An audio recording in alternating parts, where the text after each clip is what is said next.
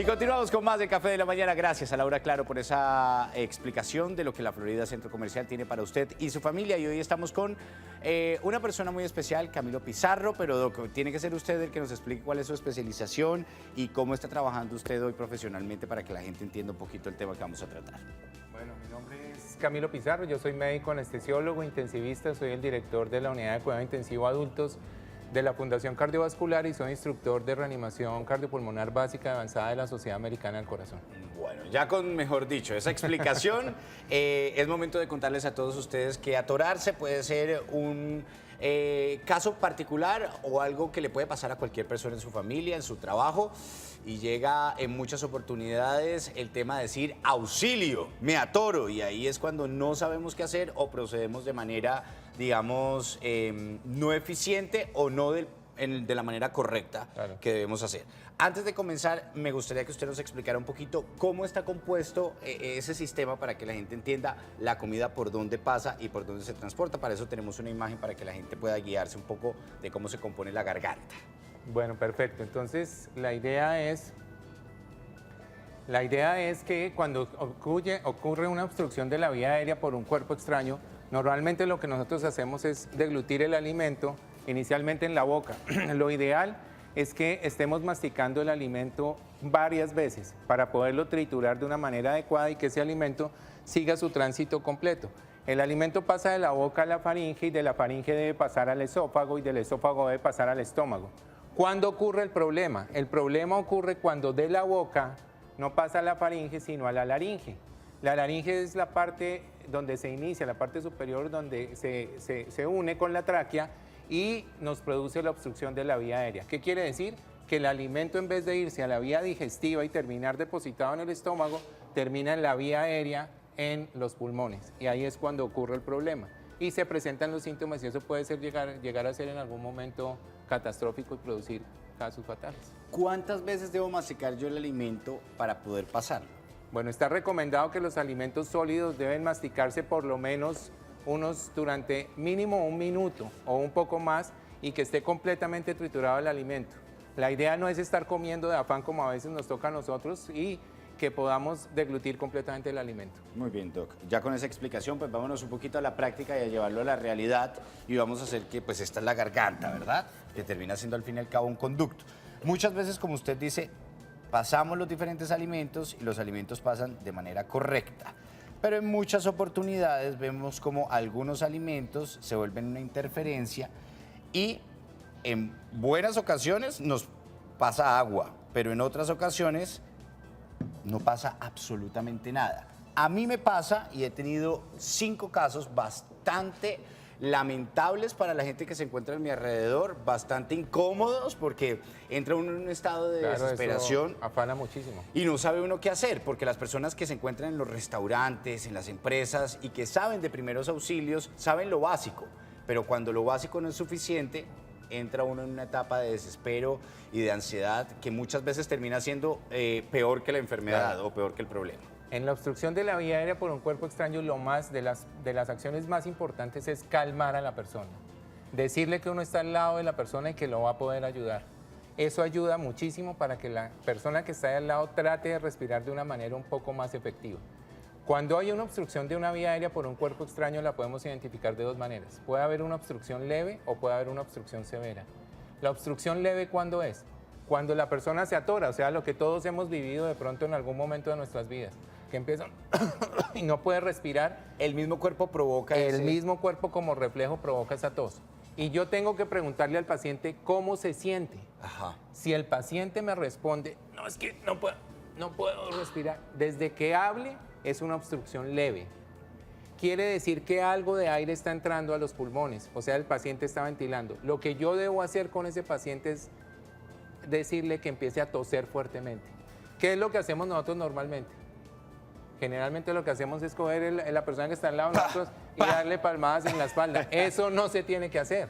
Lo que tiene que hacer es decirle al paciente que empiece a toser y toser y toser todo el tiempo hasta que se desobstruya la vía aérea. Eso en la obstrucción leve. ¿Qué quiere decir? Que el paciente todavía puede hablar. No ha progresado a una obstrucción severa y solamente produciéndole la tos sin parar, sin que pare de toser, ese paciente se va a resolver su problema. Pregunta. Por ejemplo, lo que me ocurrió a mí, o la última vez que me atoré, fue en Chinacota, del norte de Santander. Estaba yo en Chinacota, que usted sabe que es una zona retirada de Cúcuta, pues imaginará el afán de uno de saber que no está cerca de una clínica. Me pasó en un restaurante, pasé un pedazo de cerdo, este pedazo de cerdo se me quedó trabado en algún lado, intenté tomar agua y vomitaba el agua, ¿verdad? Es decir, lo que tenía de agua de aquí para arriba, digámoslo así, porque intentaba vomitar y tampoco me pasaba el vómito.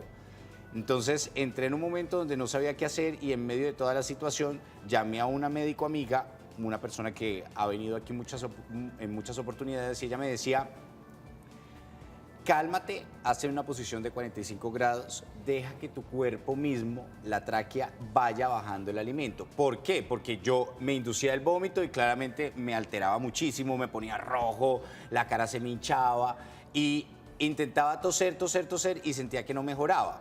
En este caso, ¿uno qué debe hacer? Porque yo duré 5 horas atorado. Bueno, la situación es sencilla. ¿Podías hablar? Podía hablar, podía respirar, podía saltar, podía hacer todo. Incluso ella me dijo no se duerma y muy raro, pero me dio sueño y me quedé dormido atorado. Bueno, desde que puedas hablar quiere decir que seguramente ese cuerpo extraño muy probablemente no estaba en la vía aérea. Ajá. El problema es que el cuerpo extraño se vaya a la vía aérea. A veces sucede que el cuerpo extraño está en la vía digestiva, o sea, se va a ir al estómago. Sí. Pero fue de pronto un pedazo muy grande y eso produce alguna laceración o irritación a nivel del esófago. Esa era la sintomatología que tú tenías en ese momento, que es diferente a la obstrucción de la vía aérea por un cuerpo extraño, ¿sí? Bien. En esos casos, lo que sí hay que hacer es tratar de uno estar consciente de que puede respirar, de que la vía aérea está permeable y de que no haya ninguna alteración con los movimientos respiratorios que yo tengo normalmente. ¿Ok? Bien. Entonces estuvo muy bien.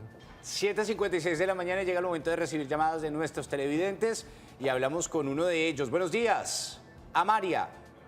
Buenos días para todos. Doctor, mi pregunta es la siguiente. En varias ocasiones me ha sucedido que me atoro con la saliva, quedo ahogada, y en 2 ocasiones con agua. Ahí está la pregunta de nuestra televidente. Se atora con saliva y con agua. Ok. Cuando uno se atora con saliva o con líquido, eso es relativamente frecuente. Y eso ocurre también muchas veces en las noches, mientras estamos durmiendo, que a veces despierta a las personas. De todas maneras, en esos casos, como mencioné anteriormente, traten de distinguir si es una obstrucción leve o una obstrucción severa.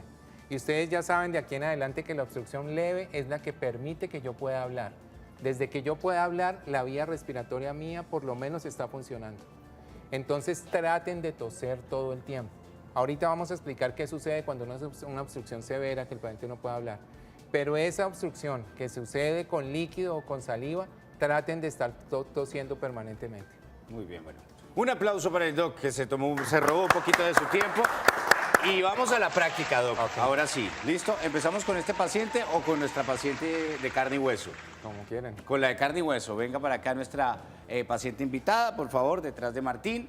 Y vamos a hacer, digamos que, un ejemplo de lo que pasaría o cómo debería usted actuar ante esta situación, porque a mí me ha pasado muchas veces y sé que a ustedes en casa también.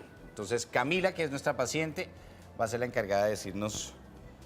Bueno, muy bien, Camila, tranquila. ¿Qué que yo no te sintió? voy a hacer la maniobra fuerte. La idea es que nos ubiquemos al lado del paciente y cuando hay una obstrucción severa de la vía aérea por cuerpo extraño, generalmente la gente se lleva la mano al cuello así. Y ese es el signo universal de asfixia. Y yo le voy a preguntar a Camila, ¿cómo te sientes? Tú no vas a poder hablar. Haces así, sin poder hablar. Esa es una obstrucción grave de la vía aérea o severa de la vía aérea. En esa sí tengo que intervenir y la tos no va a ser suficiente. Entonces yo le voy a decir, tranquila, yo te voy a ayudar. Y me ubico detrás de Camila, abre un poquito las piernas. Aquí, abro un poquito las piernas. Pongo la pierna entre las piernas del paciente, busco el ombligo y con el puño, el dedo pulgar arriba del ombligo y el puño aquí envuelto con la otra mano, trato de hacer un movimiento, yo voy a hacer un movimiento hacia arriba y hacia atrás fuerte, así para tratar de desobstruir la vía aérea del cuerpo extraño. Y esa se llama la maniobra de Heimlich. La voy a hacer ¿cuántas veces? Las veces que sea necesario hasta que Camila arroje el cuerpo extraño. Si no, podría entrar en un paro cardíaco, respiratorio y cardíaco. ¡Wow! Es muy frecuente que pase esto, Camila. ¿Ya? ¿No la necesitamos más? Muchas gracias, Camila. Ahí está. Afortunadamente está viva Camila, puede respirar y no tenemos ningún problema. ¿Qué tan frecuente es ver estos casos en las clínicas y en los hospitales, Doc, de personas atoradas?